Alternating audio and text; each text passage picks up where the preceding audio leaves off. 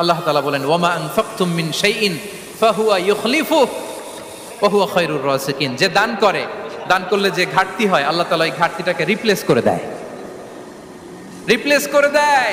বিষ্ণু ইসা ইসলাম বলেছেন মা নাকাসা মালু আবদিন মিন সাদাকা।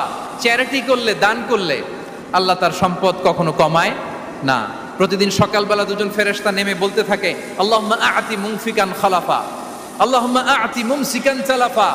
ফেরেশতা দুজন বলে আল্লাহ যে দান করলো, দানের কারণে যে ঘাটতিটা হলো এটা তুমি মেক আপ করে দাও, এটা তোমার পক্ষ থেকে বারাকা দিয়ে রিপ্লেস করে দাও। আর যে ধরে রাখলো, কৃপণতা করলো, ওর সম্পদকে আল্লাহ তুমি ধ্বংস করে দাও। ওয়াল ইয়াদু বিল্লাহ। আমরা যেন দান করি। এরপরে বিষ্ণু ইসা ইসলাম বলেছেন বেশি বেশি হজ উমরা করলে, বেশি বেশি যদি কারো সাধ্য থাকে, ফিনান্সিয়াল ক্যাপাসিটি থাকে, বেশি বেশি হজ উমরা করলে তার রিজিকে বারাকা নেমে আসে। সব শেষে হচ্ছে দোয়া করা।